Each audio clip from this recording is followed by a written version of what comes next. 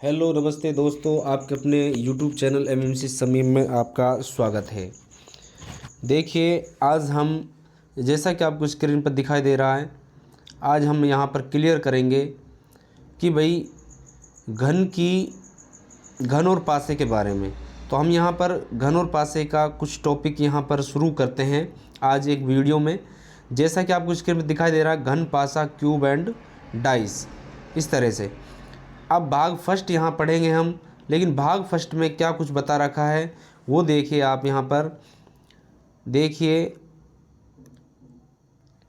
यहाँ ध्यान से, भाई क्यूब एंड डाइस यहाँ पर समझा रखा है। अब क्यूब एंड डाइस को हम समझेंगे तो भाग फर्स्ट में सबसे पहले बता रखा घन। घन किसे कहते हैं? भाई घन जो होता है वो 6 वर्गाकार सतहों से बंद आकृति होती है, उसे हम क्या कहते हैं? घन कहते हैं। 6 वर्गाकार सतहों से बंद आकृति, जैसे चौक का डिब्बा, वो होता है घन।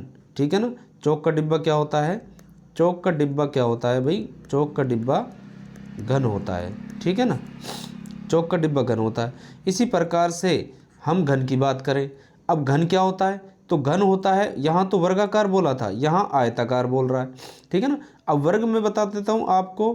वर्ग होता है इस तरह से, ठीक है ना? और आयत किस तरह से होता है? आयत होता है इस तरह से। ठीक है ना? तो ये वर्ग है और ये आयत है। ठीक है ना? तो अब ऐसी 6 वर्गाकार आकृतियों से बंद आकृति को तो क्या कहते हैं? घन कहते हैं। ठीक है ना? जैसे चौक का डिब्बा। और घनाभ कहते हैं 6 आयताकार आकृतियों से बंद आकृति को हम क्या कहते हैं? घनाभ कहते हैं। अब देखिए, घनाभ जो होता है, जैसे संदूक, संदूक आपने देखा होगा, वो घनाभ जैसा ही होता है। ठीक है ना? तो ये है वही घन और घनाभ में अंतर। अब घन और घनाभ में अंतर आपको समझ आ गया होगा। अब हम आगे पढ़ते हैं इसके कुछ और बारे में। देखिए यहाँ पर इसके बारे में और हम पढ़ें तो यहाँ घन या घनाभ में सतहों पर अंक या आकृति या रंग लिखकर उसके विपरीत सतह पर अंक या आकृति या रंग पूछा जाता है। ये बात सही है, क्योंकि घन और घनाभ से संबंधित जो सवाल हैं उसमें विपरीत सतह पर कुछ पूछा जाता है, जिसमें अंक भी हो सकता है, आकृति भी हो सकती है और रंग भी हो सकता है, और भी कोई चिन्ह हो सकता है। तो ये सब चीज़ें पूछी जाती हैं। लेकिन अब विपरीत हम जब ज्ञात करते हैं तो उसका हमें कुछ नियम जानने जरूरी हैं। नियम जानने के लिए अब देखिए, सबसे पहले इसको ही हम समझ लेते हैं जो हमारे यहाँ पर दिया हुआ है। ठीक है ना? देखिए किस तरह से। सबसे पहले एक स्थिति है ए। अब मैं आपको बता देता हूँ, मैं एक किताब है जो सुप्रीम रीजनिंग बुक के नाम से चलती है, वो किताब ऑल राजस्थान में चल रही है। पीटीटी और बीएसटीसी वाले बच्चों के लिए तो ये बुक बहुत ही कारगर साबित होती है। मैं किसी वीडियो में इस बुक को भी दिखाऊंगा आपको, लेकिन ये जो कंटेंट मैं पढ़ा रहा हूँ ये उसी सुप्रीम रीजनिंग बुक से ही पढ़ा रहा हूँ। ठीक है ना?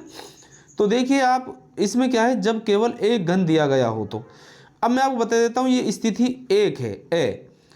ऐसे ही यहाँ पर ए के अलावा बी, सी, डी और ई तक भी आपको जो स्थिति है वो मिलेगी। कहने का मतलब ये है कि इसकी 4 वीडियो और बनेंगी जब हमारा ये टॉपिक क्लियर हो पाएगा। तो आप पहले ए वाले टॉपिक को क्लियर कर लेते हैं। ए वाला टॉपिक क्या है? स्थिति ए, जब केवल एक घन दिया गया हो तो। अब देखिए, जैसा कि आपको दिखाई दे रहा है, यहाँ केवल एक घन है। अब एक घन जो दिखाई दे रहा है हमको, यह क्या है? ये एक मानक घन है। यदि हम इसको देखिए, ये क्या है? एक मानक घन दिया हुआ है। अब इस घन से संबंधित हम कुछ सवाल है जो हल कर लेते हैं। तो इसमें बताया हुआ है कि जब केवल एक घन दिया गया हो तो मानक घन की विपरीत फलकों का योग 7 होता है।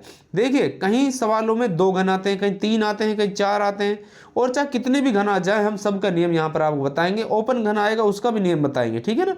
और घन और डाइस जो होता है उसका बताएंगे। लेकिन अब देखिए, आप यहाँ पर सबसे पहले हम क्या समझ रहे हैं? केवल एक घन के बारे में समझ रहे हैं। तो एक घन जब आ जाता है एग्जाम में तो हम उसको कैसे हल करते हैं? अब एक घन वाला जो होता है, जैसे आपको स्क्रीन पर दिखाई दे रहा है भाई, यहाँ पर 3 फलक दिखाई दे रही है। मानक जो घन है ये एक घन है, और एक घन की 3 फलक दिखाई दे रही हैं आपको। एक तो 6 वाली, एक 3 वाली और एक 2 वाली। अब आप देखिए यहाँ पर, तो इनका हम विपरीत फलक कैसे निकालें। जैसे मान लो 6 है तो इसका विपरीत फलक हम कैसे निकालें। यदि 2 है तो 2 का विपरीत फलक हम कैसे निकालें, और यहाँ 3 है तो 3 का विपरीत फलक हम कैसे निकालें। तो ये सवाल है हमारे सामने। अब देखिए आप यहाँ पर समझिए, मैंने एक उदाहरण के द्वारा आपको समझाने की कोशिश की है। जैसे कि 6 का विपरीत फलक आपको निकालना है, तो यहाँ पर बोला गया है कि मानक घन के विपरीत फलकों का योग कितना होना चाहिए, 7 होना चाहिए।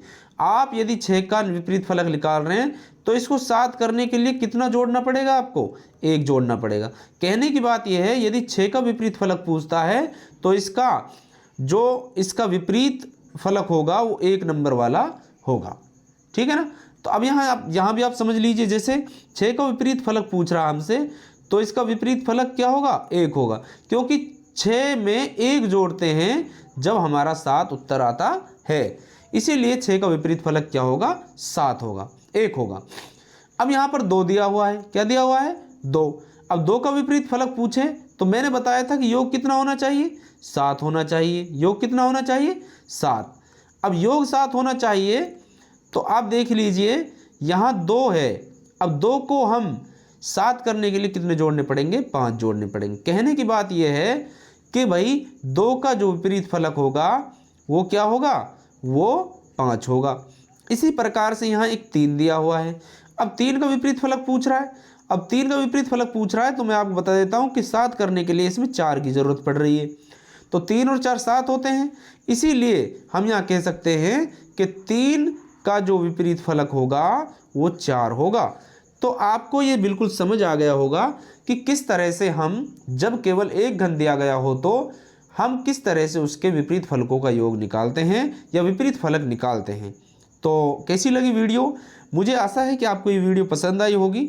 आगे भी हम और पार्ट में बताएंगे, बी सी डी ई में हम आपको 4 स्थिति और भी बताएंगे घन और पासा से संबंधित। आप वीडियो के अगले पार्ट को देखिए जिससे आपको पूर्ण रूप से घन और पासा समझ में आ जाए। ये जो वीडियो है हर उस कंपटीशन के लिए है जिसमें घन और पासा आता है। हर कंपटीशन के लिए ये ज़रूरी है। जैसे अभी BSTC, PTT और पटवारी और जेल प्रहरी के एग्ज़ाम भी आने वाले हैं, उनके लिए भी ये वीडियो बहुत यूज़फुल है। आप अंत तक बने रहे। आपका बहुत बहुत धन्यवाद। मिलते हैं किसी ऐसी नेक्स्ट वीडियो में। जब तक के लिए जय हिंद और जय भारत।